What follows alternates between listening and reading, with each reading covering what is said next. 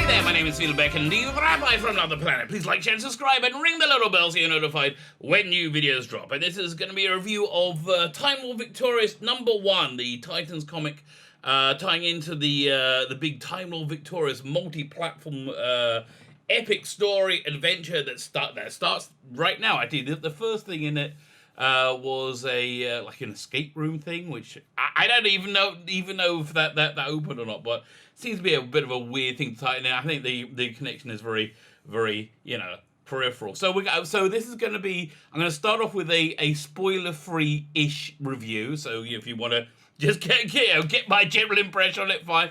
And then we're going to get more spoilery. But as the video goes on, we're going to go over the plot in detail. Because I think most of you out there really aren't interested in buying this. In terms of value for money, look, it's a 47 page story for $5.99. That seems reasonable. That seems pretty good value. I would pay for that. Again, that seems like a reasonable cost. But is the story worth your while? Right? Is it worth your while? Is this comic book worth your while? And I'm gonna say not really. It's not terrible, but not really. So, okay, I was just about to get into the review. Before we get in the review, can I ask you guys, can you hit the subscribe button? Can you hit the like button? Can you hit the share button? But mostly, hit the subscribe button. Thank you very much. I'm very grateful to everybody subscribing. Everybody subscribing can enter in my weekly competitions. The prize this week is freaking awesome. The Talons of Weng Chiang 2 DVD set. Freaking awesome story. Absolutely love this one. I just got the Blu-ray, which is even better, actually. So that's why I'm giving away the DVD. But it's a great story. All you need to do to win it is subscribe to the channel. Subscribe, and in the comments leave the hashtag Mr. Sin. Mr. Sin, we're doing the prize drawing on Monday, which is it's a full today, so you got 5, 6 on the 7th, September 7th. That's when we're doing the giveaway, when I'm on the TARDIS, and we're going to be watching Army of Ghosts, the penultimate story in the 2006 season. David Tennant's first. So yeah, we're doing a watch along with that, and then we'll announce the winner then, and then we're going to pick a new prize for the upcoming week. So yeah, go ahead, please subscribe. Thank you very much. I'm very, very grateful. Fine, let's talk about Time Lord Victorious. Let me turn it on. Doink. So listen, Time Lord Victorious. I pressed the wrong button. Let's try again. So look. Time Lord Victorious, it hasn't really escaped many people's attention that this is Doctor Who minus the current era of Doctor Who in every way, shape, or form. Even the logo is kind of relegated to the background, and the Time Lord Victorious logo, the font, the lettering, everything's meant to make you have all those great member bearers about everything you loved about Doctor Who. Now, my opinion for that is that this current era of Doctor Who is just not very saleable. People don't like it. And for reasonably good reason. I personally can't stand it. I know a lot of people who won't buy anything with the current logo on it. I'm not that extreme. I'm not that extreme. But listen, I just don't think it's been popular at all, in the general audience or the fan audience. I think the data's pretty much in for it. And I did hear it seemed to me a sensical rumor that there is a distinct schism between BBC Cardiff and BBC Studios. BBC Studios is the entity that's a commercial, for-profit entity that sells BBC's materials and IPs around the world. And they can't stand it. They're like Jodie is. You put a face on something, it's the anti-Viagra for sales. She does to sales exactly what she did to viewing figures. Makes them. And again, look, I would believe that. Whereas Cardiff, they think it's stunning and brave. They're very happy with it. So so about a little bit more than a year. I think at the beginning of last summer, this Time Lord Victorious initiative was started to be developed. It was announced earlier this year. And I think the reason it got developed specifically to go for not just all the most popular bits of Doctor Who, but the most saleable aspects of Doctor Who, which is David Tennant, Time War. Everything you see on this cover here is like things that are member bearers that people go, geez, I kind of like that, because again, I think they look at the current Doctor and they go, ugh, I don't like being preached to by a moron, which is just the impression I have when I'm not bored to tears from the current series. So yeah, there is no Jodie in this at all. I think very intentionally.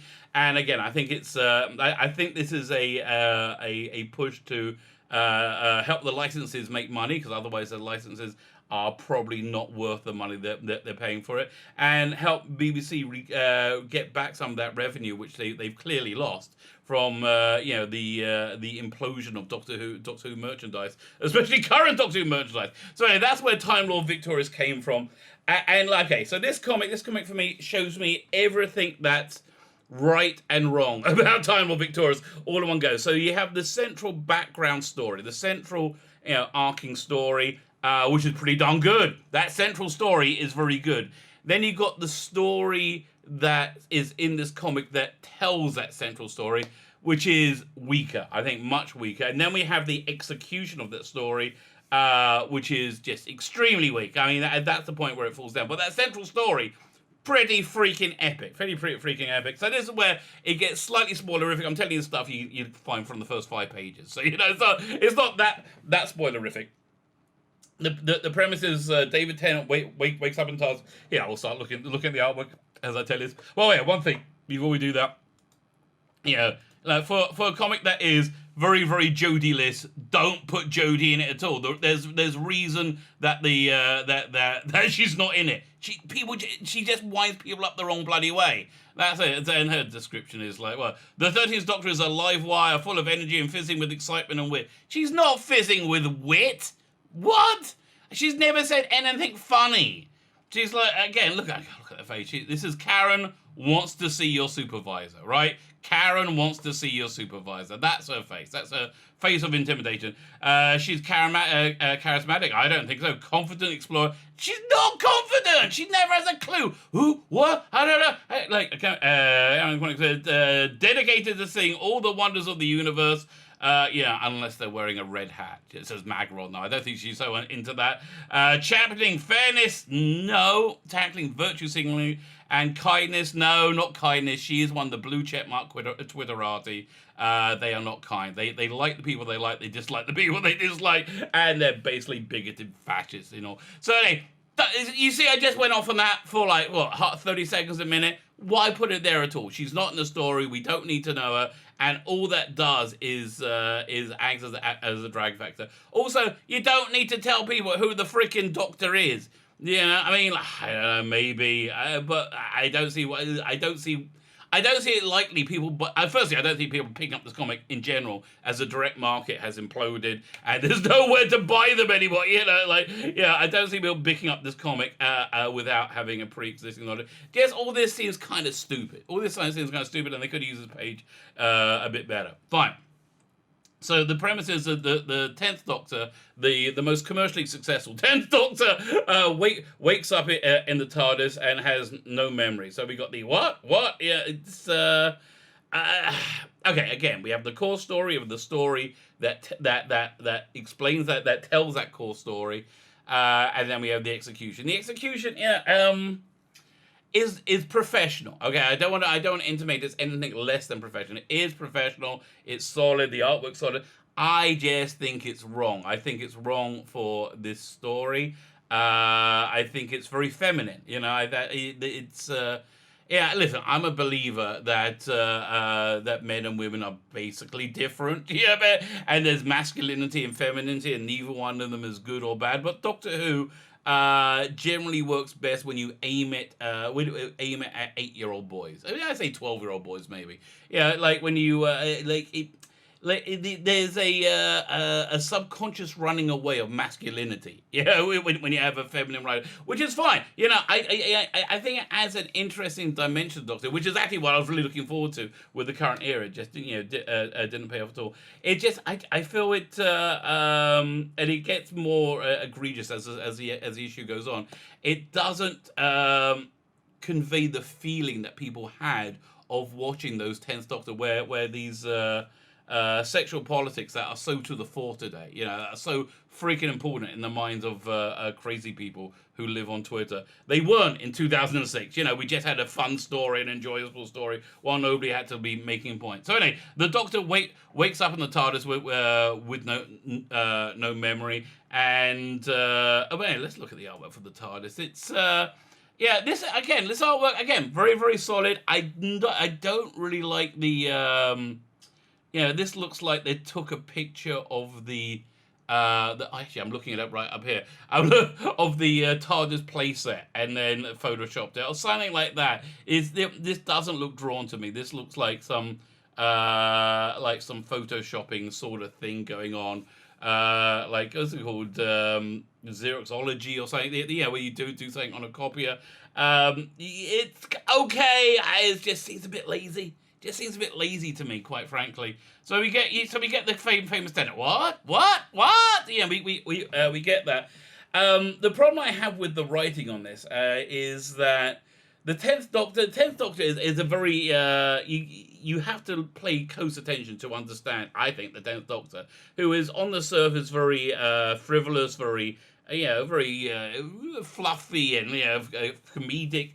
But that's there to hide an ancient interior, an ancient steely interior that survived the Time War, and just recovered from post-traumatic stress disorder. There's that. So they get the fluffy outerness done, and they do that a lot. However, as the story progresses, they really should have gone back into the.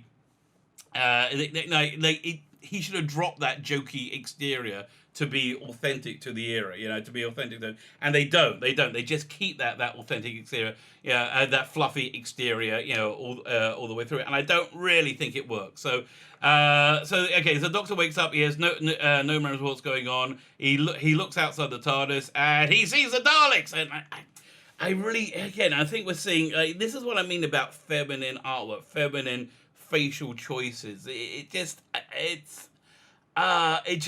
me, it doesn't work. It doesn't convey David Tennant. I don't like the little problem being calls it the anus mouth. We're seeing a lot there. Let me just zoom in a little bit on anus mouth. Anus mouth 1, anus mouth 2, lots of anus mouth going on, and it's just I just don't think it's right for Doctor. Also, I hate the way the artist is drawing the Daleks. I can't stand it. It's a little bit wrong. It's like when you went to when you went to the seaside as a kid in the 70s, and they had a Dalek on a ride on one of those little merry-go-rounds, and it was wrong, right? And you went, but wait a minute, there's too many. It's the wrong shape. These are just wrong. I really don't like the drawing of Daleks, which is a problem because they're in it a lot. So the Daleks are there. And okay, so we're getting into spoilery territory now. But the Daleks the Daleks don't remember the Time War. The Time War has been erased from existence. And there's an even bigger threat. So basically, right now they want the Doctor. They just want the Doctor. And the Doctor doesn't know why. But the basic premise is there's an even bigger threat the Daleks face, and the Time War never happened. They need the Doctor's help defeating this bigger enemy. Which, when you see it, you see the problem with it. So again, you see the problem with Time War victorious. Fine. So now I'm going to be getting into plot spoilery stuff. If you want to get out, I completely understand. Thank you for your view. Don't forget to click the subscribe button. Fine. So the Doctor meets the Daleks and he goes, no, and he just he gets on a bit of a chase with the Daleks, which again, what they really should have done. This story should have been written by Nick Briggs, who understands the Daleks and understands the Doctor very, very well. Should have been written by Nick Briggs, and they could have produced it with Nick Briggs and Jacob Dubman, right, as an audio, and just put that out as a central story, and then people would have I want to see the comic book, the comic book version of this story, and they should have put that out for free, because I just don't think interest is as high as they think it is. In this, we like that initial picture, that was it Lee Binding, and we look at that again. we like this initial piece of art because it's really, really good. It's really, really good. But it's just that was all really. That's all we really got. So again, the creative team on this is entirely female. We have Jodie Hauser, Roberta Inganata, and Enrica Erin Angeloni. And again, all solid professionals, but again, very, very female. So there is a very feminine sensibility to the execution of the story and the telling of the story that explains it. And also, it just feels like they don't really know and understand Doctor Who that well. So anyway, first we get on this like little bit of chase as the Dalek goes from location to location to try and avoid the Daleks. And again, look, these domes just annoy me. Right? These domes just freaking annoy me. Spiders, but it just annoy me. That just feels wrong to me. But but we certainly see the artists are much better when they're working on properties or that they have pictures of, right? They have pictures. So the Doctor then goes on this little voyage through time and space, which again would have been a good couple of episodes of a TV show, and it would have been good, much better as a big finish. The coloring again it's good, but for me it's just too feminine. Too light, too girly. I mean, really, that's really. I don't think I can say it any clearer than that. The Dalek dialogue though is pretty much spot on. The Dalek dialogue does feel good. So eventually, the Doctor stops and asks what the Dalek wants. Daleks want. They haven't. They haven't tried to shoot him yet, and he knows it. But again, it's just like all this like light, fluffy Tennant is really freaking annoying at this point. Once you're facing the Daleks, he gets a little bit more steel in him, which is really lacking. And again, I hate the Dalek design. I do like the original coloring on the modern Dalek. I think it's right. So basically, they want to take this Dalek they want to take the Doctor to the Dalek Emperor. And again, look, the Dalek Emperor design, I just not really thrilled about. But again, they're much stronger when they have visual reference to work from. You can see, they're taking the Dalek technology from season 1, and this thing, the progenitor from Victory of the Daleks. So they're as long as she has like a reference to work from, pretty strong. Again, at the end of the book, we find out what it's like when she doesn't. Then we meet the Emperor of Daleks, who is just, I don't know, this design just doesn't really work for me either. I think the head's too small. It's okay. I'm not rushing to buy the figure at all. And quite frankly, they should have just gone with the design of the season 1 Emperor, which I think is far superior. I mean, especially given that the Emperor doesn't move around a bit. Oh, they could have done that and had this as his be. If they bring him out in the story and have him move around, have this be his travel casing, something like that. But they should have just gone for the parting the ways Emperor. And again, so the Emperor doesn't work. So the Daleks say they've never heard of the Time War. The Doctor does. The Doctor's the only person who remembers Time War, but he can't remember anything like how he woke up. He says, "Oh, thank God, I'm traveling on my own." And he goes, "Wait a minute, I don't think I was." Well, his memory is completely erased. So anyway, this is again great Dalek. Great Dalek dialogue. They say there's this thing called the Hond, a terrible species from before time, that the Daleks just want to destroy everything that's not Dalek. These things, the Hond, wanted to end all life. And once Skaro falls, the rest of the universe will follow. So that's a really good premise. You have this like incredible evil from beyond time, which is what I think. This is what I think Steve Cole came up with. You can tell the different layers of creativeness of one over the other. And again, I think this is like an indication of what the whole Time Lord Victorious is going to be like. Like pretty good ideas. Executed by people who are predominantly women to make some kind of point that women are people too. Listen, honestly, there's nobody who doesn't think that. There's nobody who doesn't think that women are people too. Really. So they're going to destroy all life in the universe, and the Doctor will save Skaro, because Skaro is the front line of defense against this. This oncoming invasion. The Doctor will save the Daleks. So this is a great real like epic Doctor Who premise. The Doctor has to act as the guardian of Skaro to stop the invasion, a vanguard of invasion of something even worse than the Daleks. Yes, that's great. I'm on board 100% from time. But the story just is a bit lame and could have been better. So they go to Skaro. And thankfully, we had those two Capaldi episodes that the artists can use as reference. Not very good. I think. Look, honestly, it looks like probably a bit of tracing. And then what? So he's looking around at the defenses. And go, well, this is all your defenses. This is the Time War. I was in the Time War, so I've seen all the terrible weapons you had. The Time Lords had these terrible weapons, so certainly the Doctor, the Daleks do. And then they're introduced to a really interesting character. Again, realized really poorly. So this is the Dalek strategist, who is an ancient Dalek, one of the oldest Daleks who has survived many wars. It's supposed to have we can see more. It's supposed to have like lots of battle damage and again, an ancient Dalek is really good. And this is the guardian of the custodian of all the evil Dalek weapons. So they don't know how the Doctor knows about all the weapons, and they have a quick mention of the Time War. And this is pretty good. I kind of hear Murray Gold's Time War theme through that. Bum bum ba, bum bum ba. I kind of hear that. So, but it's over in a second. Blink and you miss it. So fine. So you can kind of see this Dalek strategist is supposed to be beat up. Honestly, he just looks a bit dirty. For God's sake, it's just not really working. And they go into the repository. They're about to go into the repository of all the evil Dalek weapons. That building, that perspective is a bit off, isn't it? And the visual storytelling really kind of falls apart.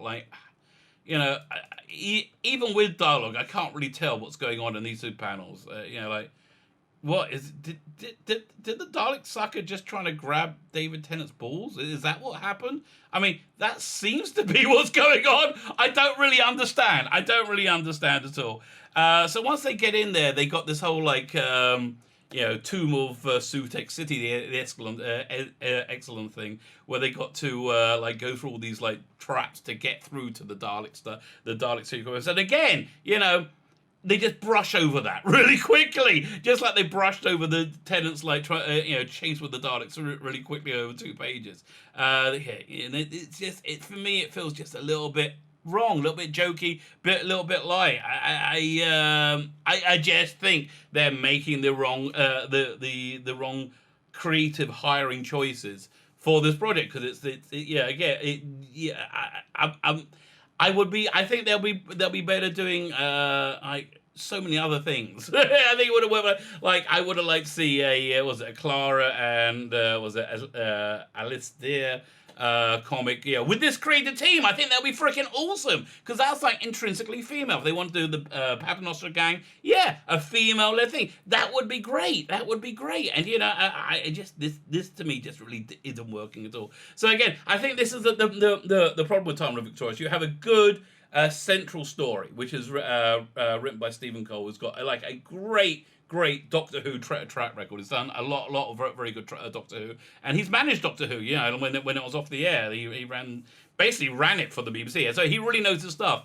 And then we got it seems to be diversity hires laid on top of this. Now, I'm not saying Jodie Houser and these artists are they were hired primarily because they wanted to do a female comic, which is the 13th Doctor comic. I think they're wrong for this. I think you needed a more masculine energy. And again, why am I saying this? Because you can't sell this female Doctor Who. It doesn't work that well. And that's me, somebody who was really on board. Look at this. Do you see any mention of Jodie? No. You really don't see any mention of Jodie. It's because people don't like her. So then we get to the end of the first issue, and the problem really comes to the fore when we find these evil aliens from before time that will destroy everything. And the design of them here, just if you're not looking at the screen, look at your screen now. It's just, the design is awful. The design is just freaking awful. Once you don't have anything to work against. And if these are one of the central aliens of this, really, I mean, maybe you could have Mike Tucker design them. This is all. So again, for me, it's a So basically, the story ends. They're at the the Dalek weapon repository and this thing, this Hond has broken in, and to be continued. That's where. So is it a recommend for me? Well, not really. But again, like I watched Doctor Who, so you don't have to. I read Time Lord Victoria's comics, so you don't have to. I'm pretty sure that the audios are not going to be much cop. The books look like that. Like they'll be quite good. And I do like this central idea. You can follow the story with me. You don't have to switch out $5.99. My name is Sheila Beckin, the Rabbi from another planet. Please like, share, and subscribe, and ring the little bell so you're notified when new videos drop. Yeah, that was a total mind fart. Where am I? What's going? Yes. Have a good day. Bye.